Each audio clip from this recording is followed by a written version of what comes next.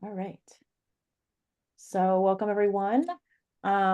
You are all part of the Know Your Rights teaching tools for the classroom sponsored by the California TESOL organization's Refugee Concerns Interest Group. Today, we are joined by a host of very talented individuals who will introduce themselves shortly. My name is Tally Caruso. I'm one of the co-coordinators for the Refugee Concerns Interest Group, along with Sherry McKay. Sherry, if you can. Yes, thank you, Tally. Welcome everyone from California and across the U.S. Yes, so I am one of the co-coordinators of the Refugee Concerns Group, and moving forward, we're very excited because our incoming coordinator is Mark Santamaria, who is not only a presenter here, but he is an immigration lawyer. Well, he will introduce himself soon, but as we all know, we're in a time we all want to be supporting our learners with refugee backgrounds, and it's especially important that we understand their rights. So we will be supporting Mark, and we invite everyone to stay connected in this community so that we can support ourselves and our communities. Thank you. Okay, maybe Sherry, and yes. Sherry's being very humble. She's been very active in this organization for a while, and thanks to Sherry and Tally for their leadership. And yes, I'm Mark Santamaria, I'm an immigration lawyer. Thanks for having me. Some of us met last time, so I'll keep it short. Just immigration law. I'm also an ESL teacher, and so I'm looking at from both angles. And nice to meet you if we haven't met yet. All right, we'll pass it along to Stuart. So hi everybody. I'm Stuart Seaborn. I met some of you at the last panel at this Know Your Rights for ESL teachers. Oh, there we go. I'm a practicing attorney, been practicing for over 25 years. I do mostly disability law, but I have had lots of contact with immigration detention and people seeking disability-related accommodations in immigration proceedings. To the point where that has become a significant chunk of my caseload. I'm going to talk about some crossover between disability rights, disability awareness, and immigration, and maybe integrating some of that awareness into ESL education. I guess in December, finished my master's in TESOL, and I'm very excited to join your community. I've just started teaching adults who are beginners. It's very difficult for me. It's more difficult, I think, than practicing law, but I'm very excited to be joining all of you. Thank you, Stuart. And Marin or Jennifer? Oh, hi. My name is Jennifer Golardi. I'm with, I teach ESL and citizenship at Milpitas Adult School, just north of San Jose. And I'm also present on issues about citizenship and technology for OTAM. And here's Marin. Hi, everybody. My name is Marin Anton, and I work at Mount Diablo Adult in Concord, Northern California, and I'm an ESL teacher, citizenship teacher, and also I work on the EL Civics materials for our program. Thanks. Excellent. So some of you might not have joined us in the first part, so we keep on referencing this first part.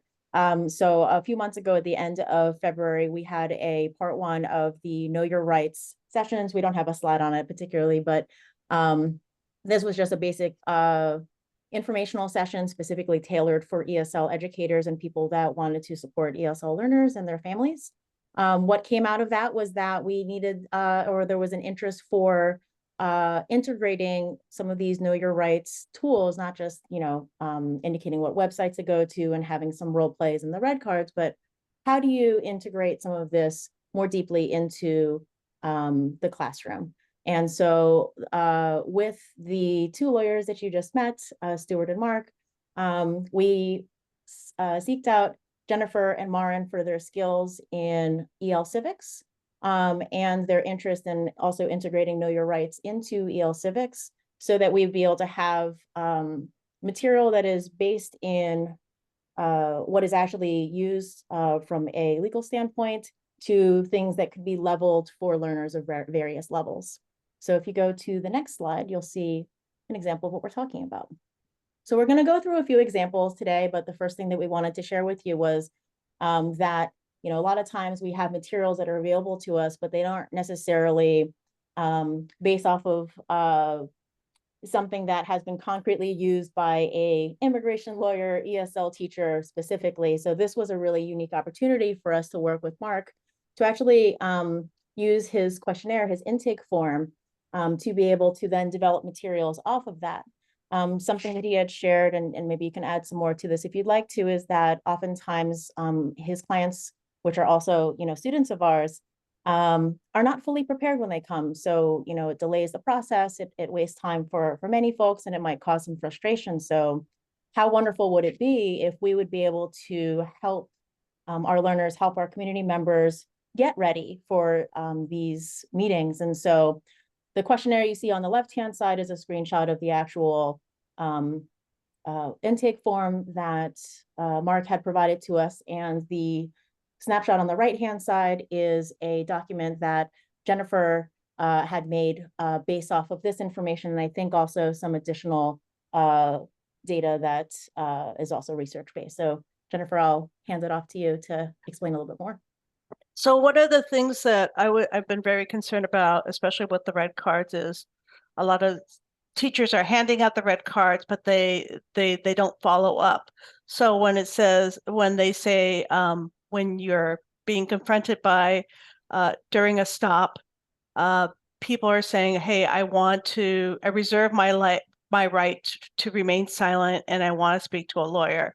Well, a lot of people know that they are and have legal problems, but they haven't actually contacted a lawyer because they don't know how to go about finding a lawyer and what to say once they get that appointment.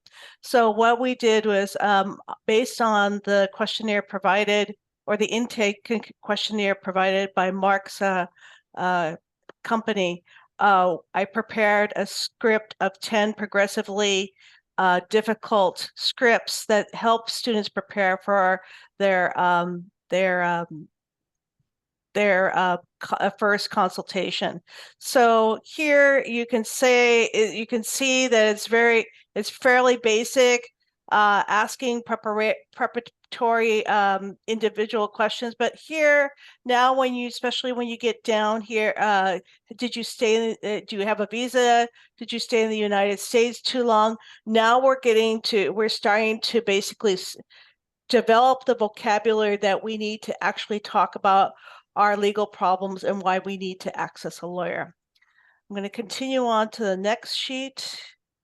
And so I've gone from level 1 all the way up to level 10 with increasing vocabulary and increasing grammar difficulty. And also, these are available as Word documents, Word documents, Google documents, and also PDF. I have a PDF to go along with this. So we wanted to do a demonstration to see how one of these would work. Would you like me to be at the level 1 worksheet or the level 7 worksheet? Kelly? Yeah. Oh, we could do the level 1. Okay, let me step back because that's going to be a little bit easier for it to see. Okay, so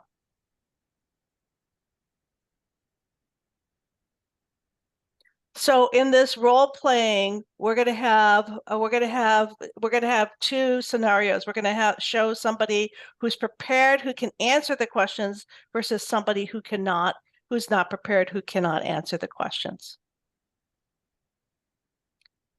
So Mark, would you like to take on the role of the lawyer? Sure. Asking the questions? Okay. Yeah. And Taylor, are you going to take on the role of the client?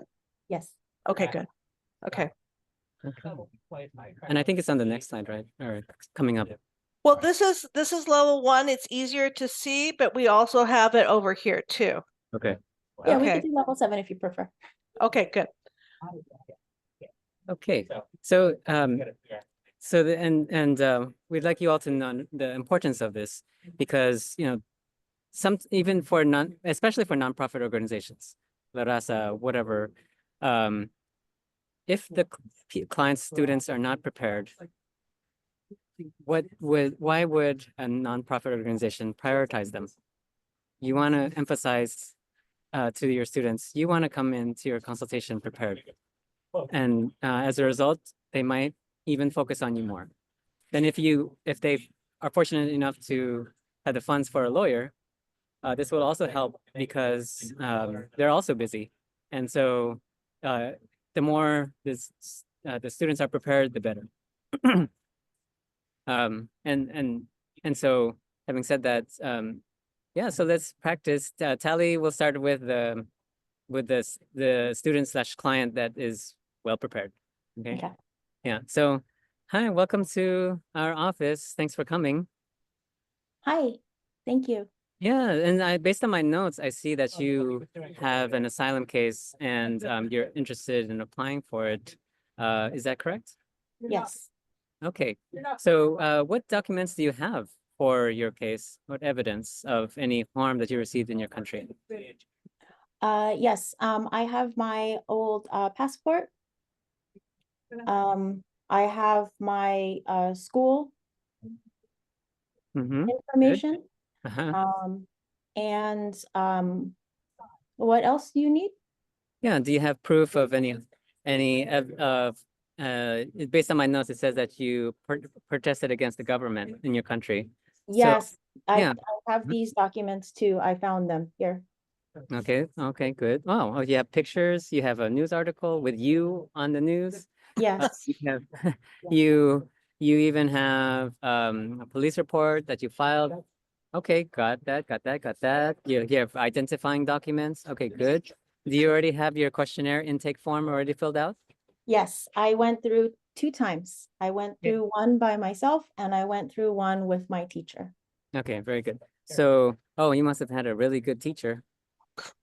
Okay, okay. Okay. Oh, wow, yeah, okay, good. Got it. All right.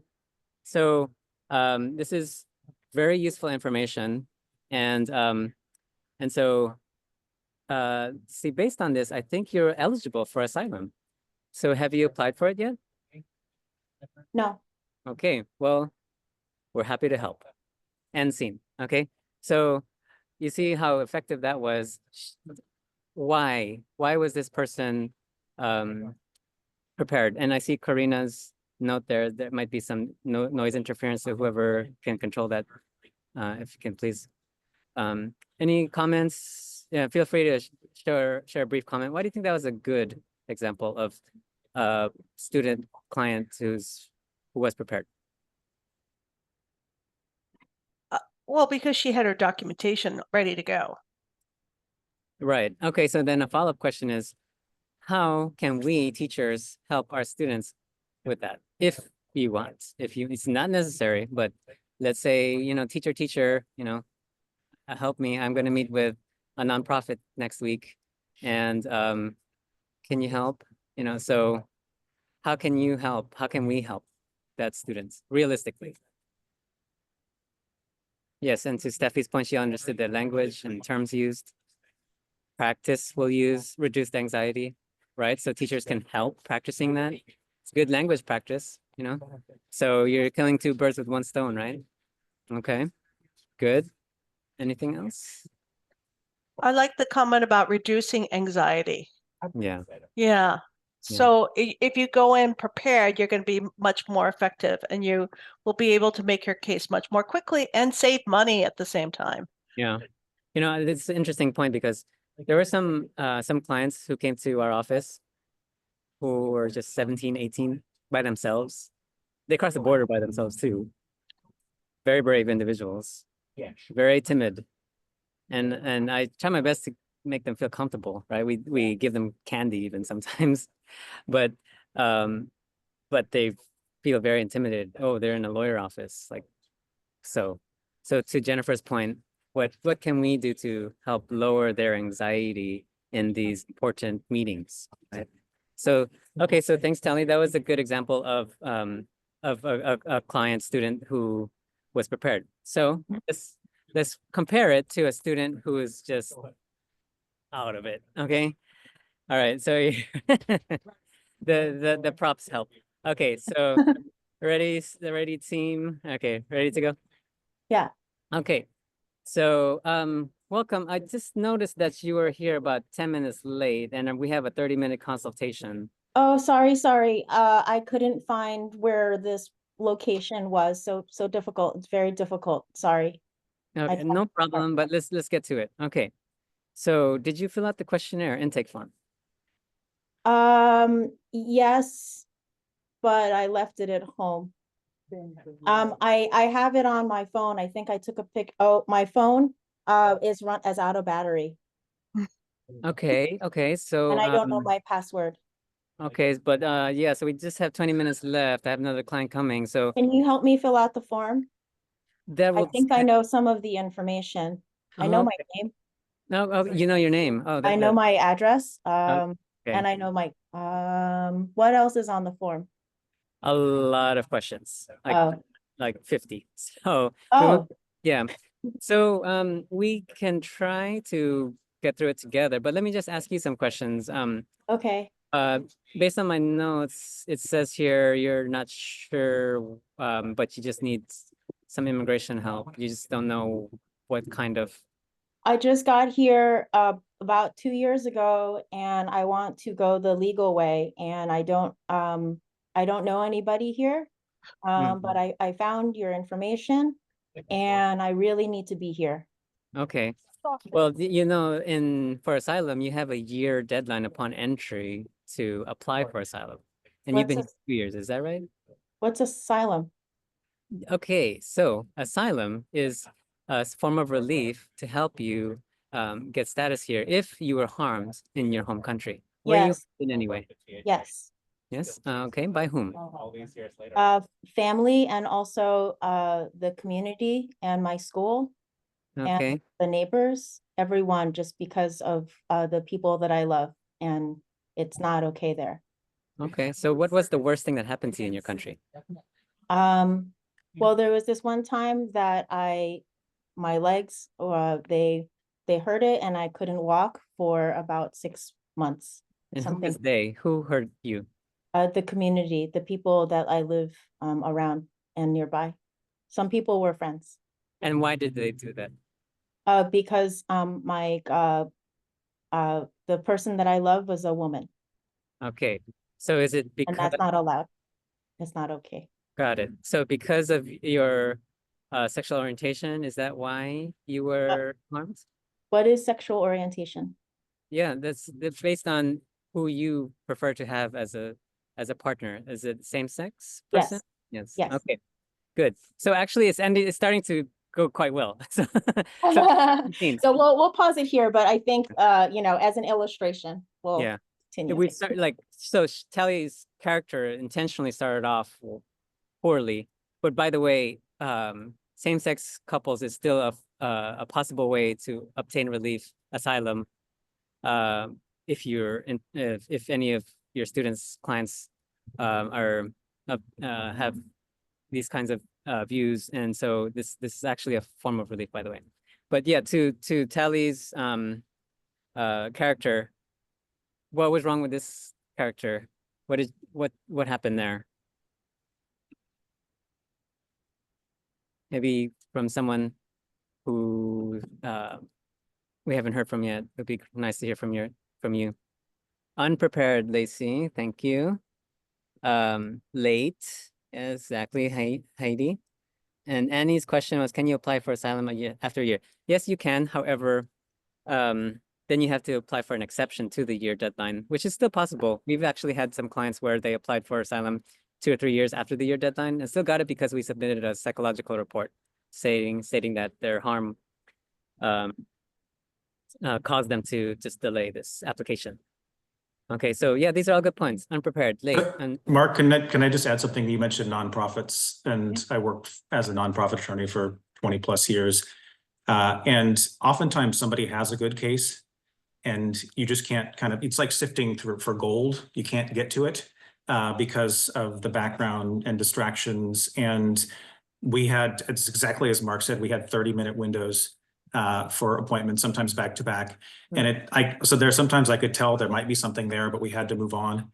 And so I just want to echo that I think, whether it's a private attorney or a nonprofit, I've been in the situation of having to turn, it's never fun to turn people down. I have to do it all the time. But you can have all the empathy in the world, but if somebody's got the better case in terms of preparation, whether or not the merits are there or merits are any different, you're going to go with the better prepared person. So just wanted to mention that. It's always a sad place to be in terms of turning down people and not even being able to suss out whether they have a good case. But this is a helpful illustration for that. Yeah, thanks. and I think when it came down to it, the character that I was playing was very nervous in the beginning. And also the amount of time that it took to just get kind of the beginning parts of the information paired with what Stuart was just saying means that now I'm just going to have to wait for the next 30-minute slot, which we don't know when it is and what might happen between here and there. So these materials that we put together are really meant to be, a proactive tool that can be both active or passive means of us to be able to empower our students. Perhaps for the sake of time, we can just go to the next slide. Okay, great.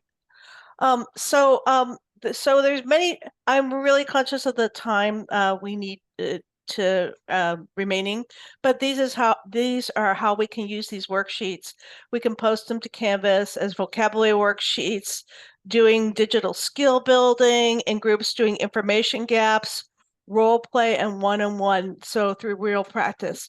Especially when you do one-on-one practice or paired practice, you don't need to have the same script. People from different levels can be using the information. That's why students can learn from each other. I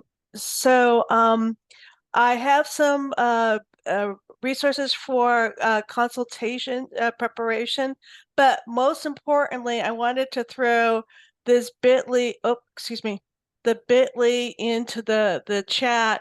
This is if you want to download all the scripts and the slides that I have, and et cetera, please go to bit.ly/prep-IMMY, or you can basically take a screenshot of this QR code. And so if everybody's okay, would you like to move along? Sorry, this is Stuart again. Just one quick point. Sure. These are wonderful, beautiful resources, but Tally, can you go back to the how to use these materials page? Sure. There we go. Jennifer, are you zoomed in or am I zoomed in? Sorry. Sorry? Did you zoom in on the screen or did I do that? Oh, you did that. I think we're okay. Good. Yeah, okay, great. Thank you. So these are all fantastic ways to use these. I kind of wish every client I've spoken to had been through this kind of practice before. It's amazing. The only caveat I want to mention, just in terms of protecting people's privacy and the confidentiality of your students, is if you're going to do group activities in class, to make sure that you use characters or role plays where the information is that of a fictional character. And I know at one point we'd come up with I know Tally come up with some AI generated fictional characters that have these characteristics. And then you could use these wonderful activities, which I will likely use with my class as well. But just if it is a group situation, so that people are not sharing their own personal identifying information. But it is all of these ways on this list in terms of how to use this worksheet are wonderful. And like I said, I wish folks that I'd spoke to in intake had done this before, and I will use this with my students. So those I did include the scenarios or the character cards in the folder. So again, you can download them and edit them. If you share them or simply copy them, download them from if you share out the links, you can't make those changes. But if you download it to your own computer and then re-upload it, then you can make all the changes you want. But let's continue on. And I want to talk very quickly as preparation to talk about the new possibilities with COAP 19. So we wanted to talk about EL Civics. Of course, this is a way to incorporate civic education or real life experiences, adult skills that we need with English language learning. And this is part of the WIOA Act. we wanted to talk a little bit about the CASAS competencies. So the CASAS competencies are basically talking about how we can incorporate these skills that we need. How can we get them into the classrooms? So in one of the CASAS competencies, they talk about government and law, and specifically they want you to be able to identify legal and civil rights and procedures for attaining legal advice. Well, how would you reframe that and get it into your classroom so you can start talking to your students? And remember, you're talking not as a lawyer, but as an educator. So you're trying to convey the languages that they need to get this civic knowledge. So this would be reframed as co-op 19. So we're identifying the rights of immigrants in the United States and access local state agencies that specialize these rights. So moving forward, we're not only marrying the civics content that the students need, but we also have language and literacy objectives. And for the government, for the CASAS competency, they're saying like maybe there's about 12 possible language and literacy objectives that they want you to hit. But specifically, the one for COAP 19, they want you to be able to do 5. Reading the Bill of Rights, particularly if we're talking about, in this situation, we're going to be talking about Amendment 4 and 5, which talks about search and seizure. We're talking about reading adapted text about rights and responsibilities. So you can pull things from VOA News that have English, the constitutional amendments are written in plain English. You want to be able to identify citizens and immigrants' rights and responsibilities. So, of course, we're passing out those right cards and talking about how those rights and responsibilities relate to one's own life. And particularly, Mark really referred to this. This is really red alert time when ICE is coming to town and setting up shop. So the one that Maren was focusing on is 19.9, describes some of the violation of immigrant rights, and more importantly, discuss the options for dealing with these violations. So she is basically going to address 3 tasks: role-playing with immigration and police stops, complete a family emergency plan, and write a persuasive letter. And specifically today, she's going to address the task 2. Before we move on to that, she did want us to know how we can find out more information and get these lists of details. Here is the path to follow these pre-approved additional co-ops. You can go to the drop-down menu, select 9, and you can get the further details. But without further ado, let's hear from Maren about the family emergency plan. So important during this time of day. Thank you so much, Jennifer. That was fantastic. What a great introduction. So this right here, 19.9 co-op, it is new. It's hot off the press. There are other co-ops that you can select that are about immigrant rights, but this one, Lori Howard and I worked on it to tailor it to really be something useful for students right now. And so with these 3 tasks, we're hoping that that will really help out in the classroom. Folks can use them right away. This blue link right here, actually, it goes to the lessons and some assessments for all 3 of the tasks. So you have access to all 3. The first 2 are for the beginning low through, actually this task 1, it's through beginning low through advanced. So all levels have the opportunity to practice speaking. One person, the assessor, would be the police officer or ICE, and then the other person is the student or whatever would be the person who's an immigrant who's being questioned. And it's at home, it's in the car, and it's out on the street. And that's for all the levels. Task 2 is just for beginning low through intermediate low levels. And then task 3 is for the intermediate high through advanced levels. And so right here, task 2, like I said, it's from beginning low to intermediate low, and there are some short scenarios, little profiles of fictional families that are working on making a emergency plan in case of, and we tried to make it a little bit generic that this is an emergency plan you could use for any type of emergency.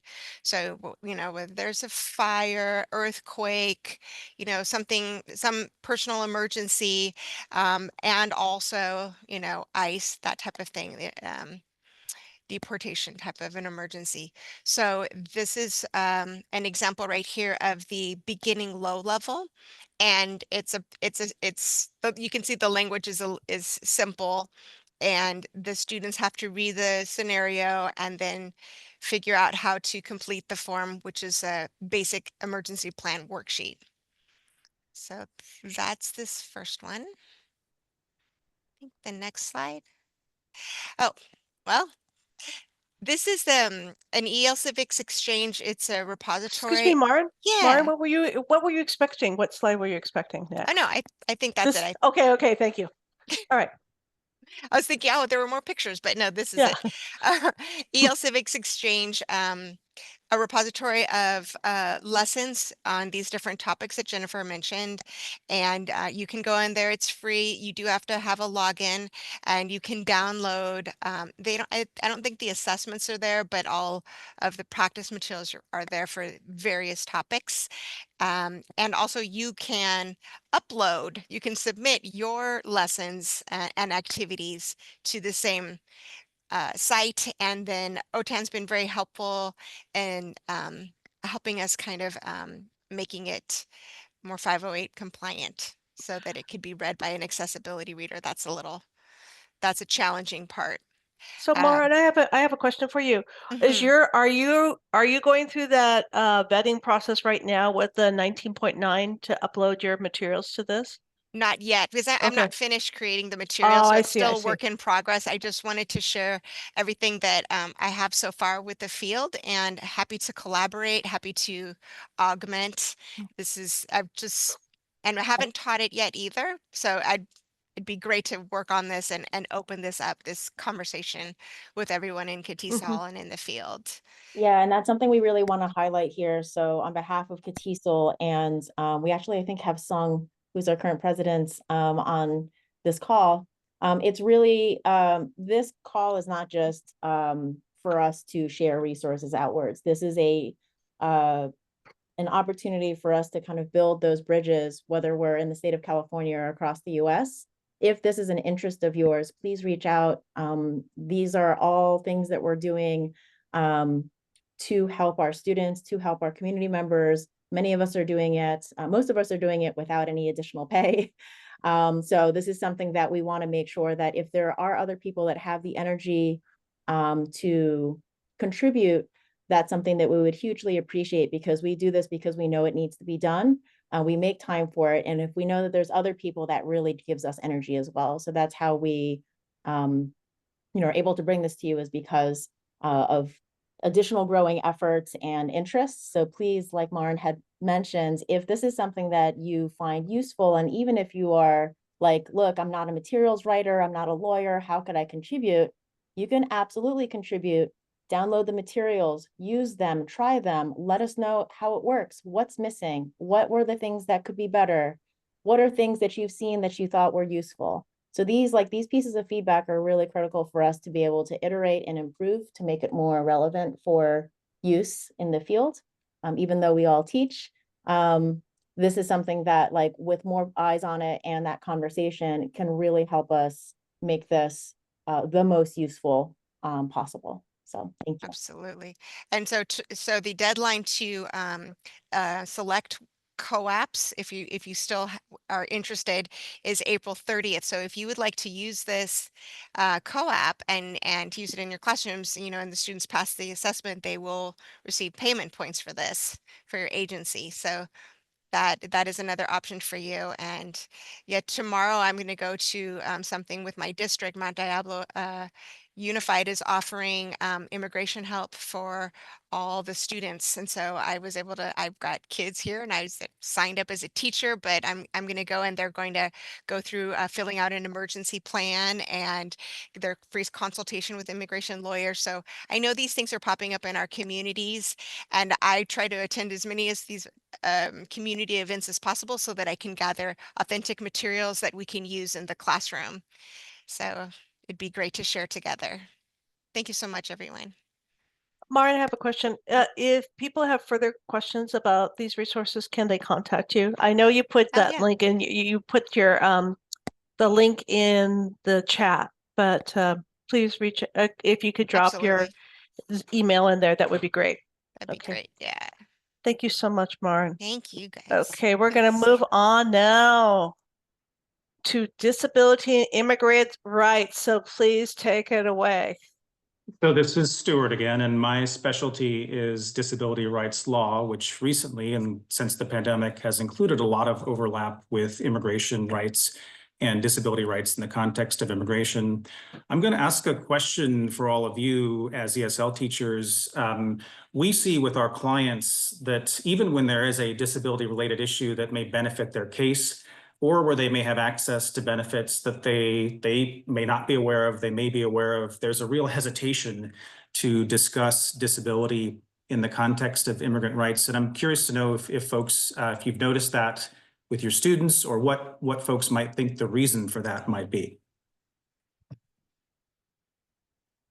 And you could put your answer in the chat as well.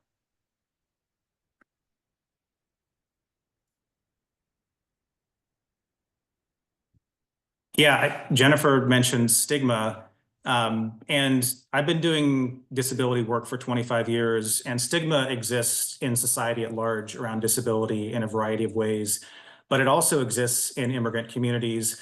I've worked with families who, when there is a disability-related issue, they want to keep it in-house, keep it within the family, not share it outside the family. Yeah, and in the chat, fear to get involved. I also have folks who, by all of the merits of the facts, they're entitled to significant benefits for disability-related needs, whether that's state benefits or federal benefits like Medi-Cal, and they're afraid. They're afraid of putting themselves out there, putting their families out there, their children out there in terms of being exposed based on their immigration status. And there's just, as a result, there's this kind of in-house treatment of disability results in a lack of awareness of rights. And I see the rights in a couple of ways. One is it could certainly benefit the family if persons with disabilities had the services they needed to become independent and become active members of the community.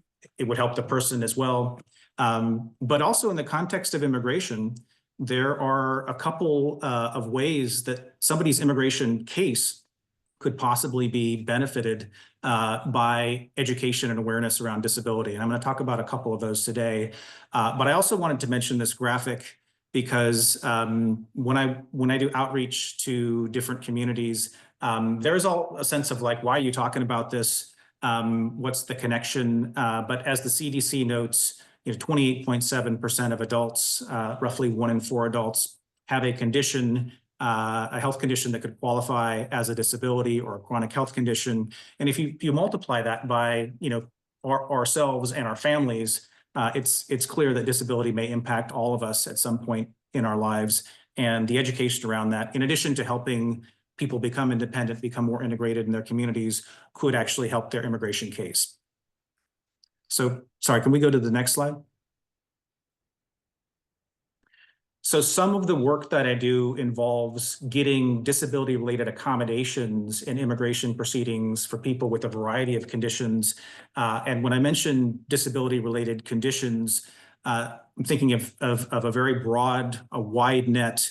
The law actually, even though we're in this difficult time, the law is still good in terms of what qualifies as a disability, particularly the law that applies to federal agencies like immigration agencies.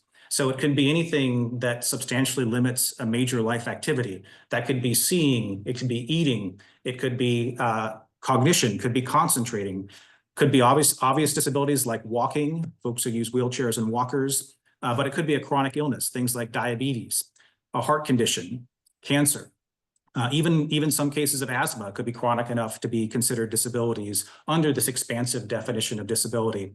So in the context of accommodations, I've had clients come to me where they missed an appointment because they didn't get a notice in an accessible format, particularly those folks who need large print or Braille.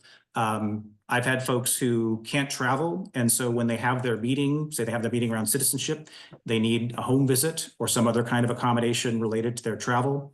And other things like sign language interpreters. And I heard Maren mention accessibility for purposes of 508 compliance. So making things accessible to people with vision impairments who use screen readers.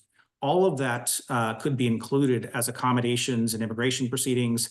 And I often, if it comes to me, something bad has usually happens. I often hear about these things after the fact, where somebody has missed out on an immigration benefit, or they've, like I said, they've missed appointments.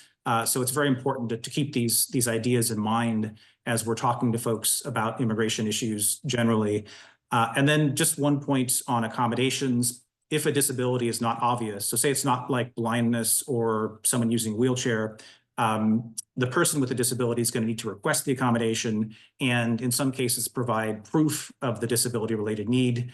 I'm happy to consult on issues like that.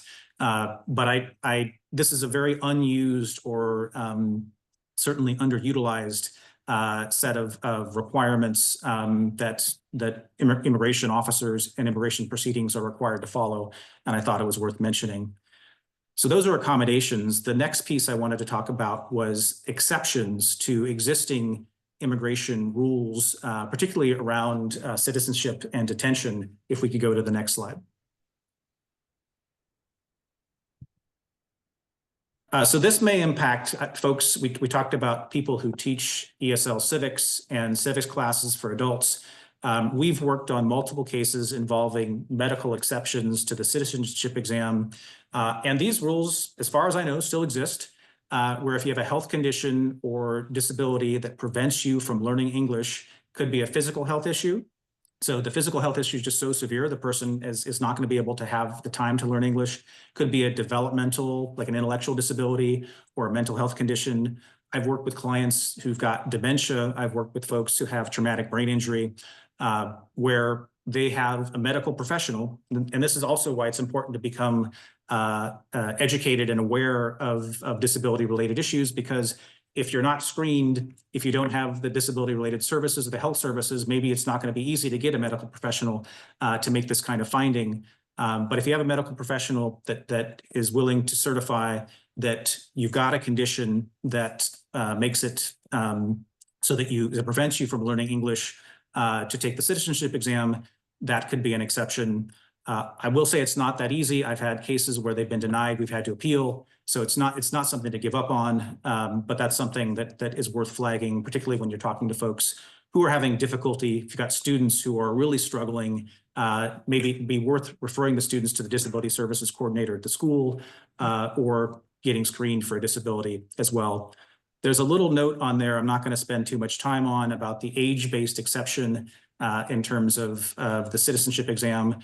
Just know that those do exist. There are specific situations. They often depend on how long somebody's been in the US and what age they are. I'm happy to field questions about those offline. We go to the next slide.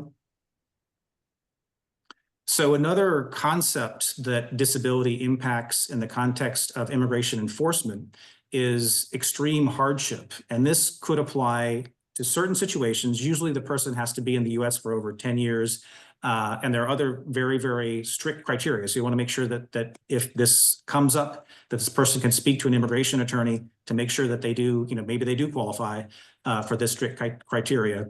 But if they qualify for in their deportation case or in a case of being deemed inadmissible, if they have a close family member, so that's a parent, a child, or a spouse who would experience extreme hardship if the person who's being deported or deemed inadmissible were to leave the US or to go back to the home country, that could cancel the removal or the inadmissibility and allow the person to stay in the US. Now, these are, again, very limited exceptions, but I bring this up in the context of this discussion because you may have students who maybe they're the caregiver for a parent or a child with a disability. And if the student is facing deportation, there's going to be a significant impact on that parent or the child.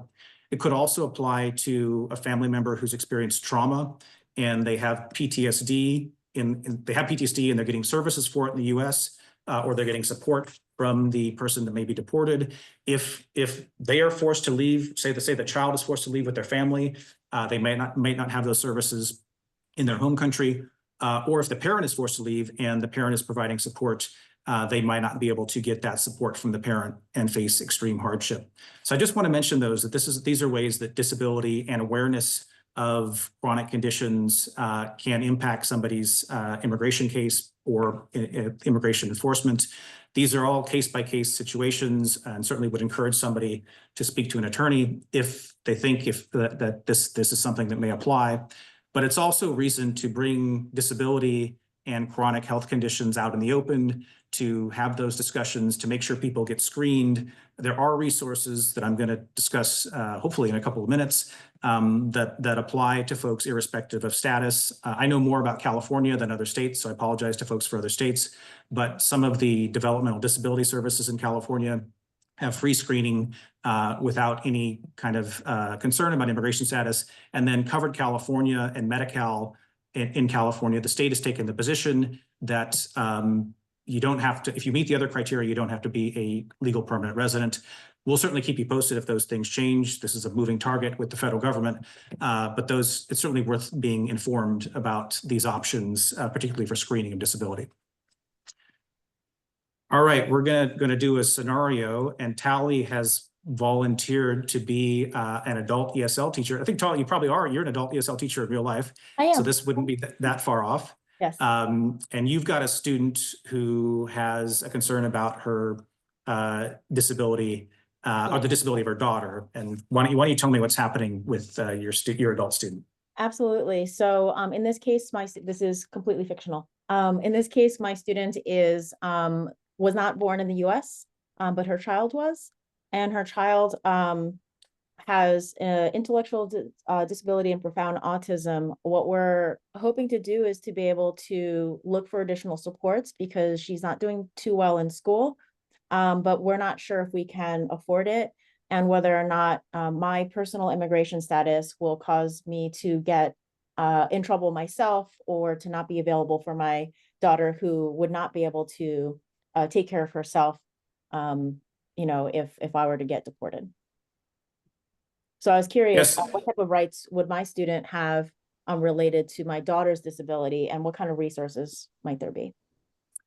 Yeah, so there are a couple categories of rights and resources here. One is maybe she has an immigration issue that could raise extreme hardship due to the disability of the daughter. We don't know, and it's absolutely worth reaching out to an attorney, and I would probably provide the student both nonprofit attorney lists as well as the American Immigration Lawyer Immigration Lawyer Association Find a Lawyer website. Jennifer actually had that on one of the previous slides, so I know it's in the materials. Definitely worth speaking to an attorney about this. So Tal, I couldn't tell you with this information if the person would qualify, but it's worth having that discussion. The second thing is, and I'm noticing that your student is hesitant to seek supports due to cost and immigration status. It may be worth reaching out to disability rights lawyers, but also seeing if maybe she can get screened under Covered California. If her daughter, it looks like she has profound autism, there are what's called regional center services in California that do screening. And if the individual with a disability qualifies, if the onset of disability was before age 18, there's a robust package of services that could benefit the family, could benefit the daughter. And then if they do need to make accommodation requests, whether in the context of immigration or something else, they'll have that evidence from the providers and the support of those providers as well. And if we can go to the next slide, I've got some of these resources we've got links to, particularly for screening around early screening of disability or people with developmental or intellectual disabilities. And then I've got the link for Covered California. They still, as far as I know to this day, have information in a variety of languages and telephone operators in a variety of languages. And that may be worth using that resource to get screened. And maybe someone in the situation of Tally's student, maybe their daughter would qualify for benefits, things like Medi-Cal. We're going to go to the next page of resources. I've got some legal resources listed. I'm not going to spend too much time on them, given that we're almost at the half hour. But I did want to mention two things on this page. We've talked quite a bit in the last panel, and we've talked a little bit today about the Know Your Rights cards around immigration enforcement and contact with ICE officers. There are disability organizations, and there's one listed out of Florida, that provide Know Your Rights information or wallet cards for people with disabilities. So to give you an example, somebody might have, maybe they have autism, maybe they have a disability with symptoms that may be misinterpreted. I've had people that have cerebral palsy and have had police officers think they're drunk. So to prevent those kinds of misinterpretations, we often work with our clients with their permission and their family's permission, of course, to provide them cards that describe, I have this condition, the symptoms are the following, they may be misinterpreted, so that law enforcement is on notice that they may misinterpret things, but also the person may be entitled to an accommodation and should be treated with respect.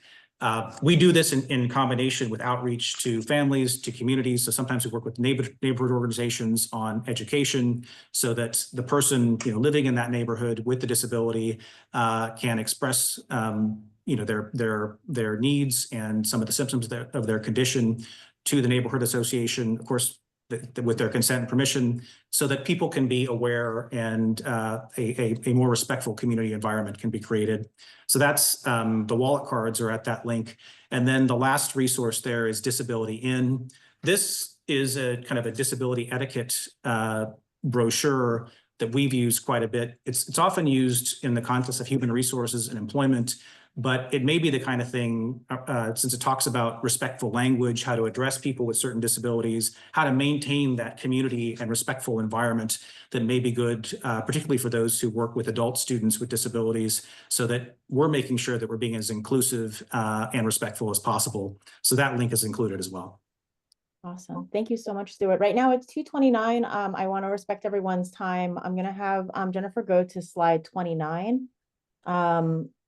We do have a few slides we just passed by. We'll be sending the link so that you have the additional vocabulary words that Stuart put together that will be really helpful because they're very specific to what we talk about related to extreme hardship and disability related exceptions.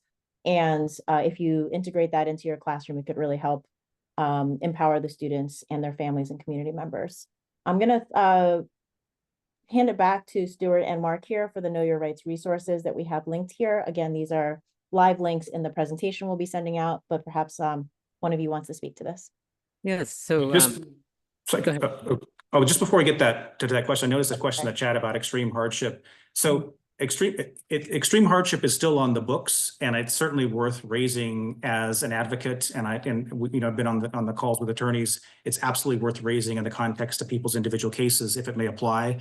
We cannot necessarily control what the administration is doing, and it will depend on the immigration judge. So just wanted to make that point. And the person in the chat raised a good point that, in some cases things are being cut that used to exist, but it's still technically available. And Mark, I don't know if you mentioned that you'd had some recent cases, and I don't know if that's worth discussing those as well. sure. And to echo Stuart's point, we're still winning cases during this time. Since January, we haven't actually lost a case, thank God. And related to Stuart's point, yeah, some of them were extreme hardship cases with a child having a certain condition. Okay, so it's still possible. Okay, so it's just we gotta fight for it, and to close it all out, if they have these resources, like ILRC is an important one. Okay, so you don't have to go through all of them, but at least go to the highlighted one. It has a lot of useful information there. Okay, so resources, have a proper consultation preparation, and have their clients know their story and be able to share it. Okay, so if they can do all those things, they're in a good place.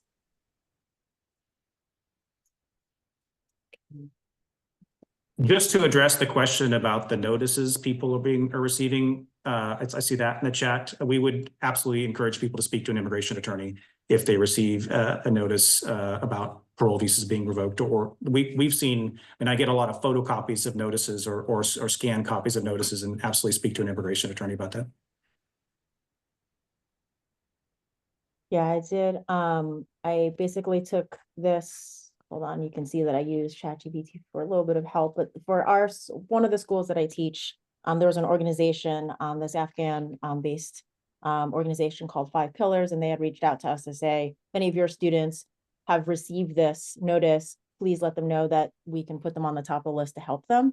But as a result, what I did was I posted the message in English, in simple English, then translated also to Farsi as well as Spanish. A lot of my students themselves admit to using ChatGPT when they have official documents they need to use. So I figured I'd spare them the extra copy paste and put it in there.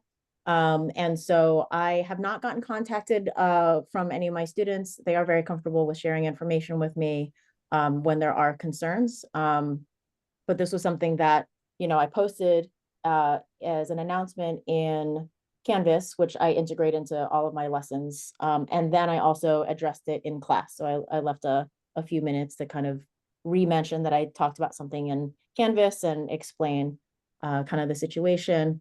Many of the students were shocked because they're not keeping up on this. And then some of the students were just quiet. So. And just to follow up on this last page of resources, we talked about this at the first panel, but it's very hard to keep track of what's going on with immigration enforcement news. And I found that the American Immigration Council can kind of sift through that stuff. So for teachers wanting to learn about recent changes in executive orders, and I read an executive order this morning I hadn't even seen before. They're coming out fast. But that's a good resource. And then for students, I sometimes refer them to USA Hello, just the amount of resources in terms of 20 languages in the website. And it's a lot of it is also just, living in the US and adapting to living in the US, but they do have information on immigration and recent changes there. And then this was on one of Jennifer's slides as well. I want to read what Mark said. The Immigration Legal Resource Center on the previous slide is probably our #1 stop for Know Your Rights resources. But for private attorneys, for private immigration attorneys, the Find an Immigration Attorney website is very good. These are some of these attorneys will charge, so just wanted to put that out there, but that's another source for finding an attorney. Great. Wonderful. Well, we want to be respectful of everyone's time. Just a huge thank you to our presenters today.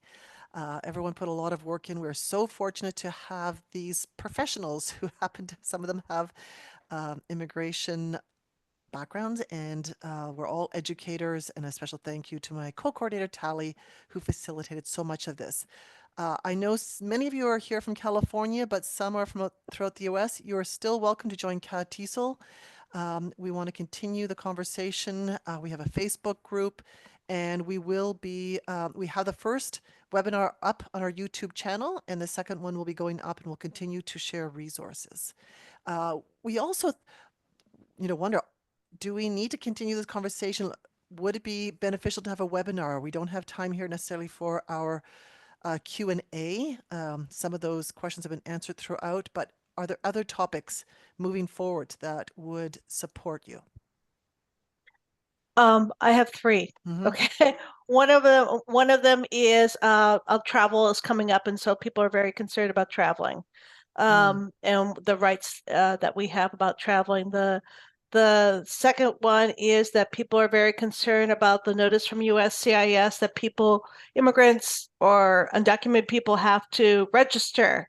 And they're like, my students are saying, hey, should we register? Is this a trap? What's going on with that?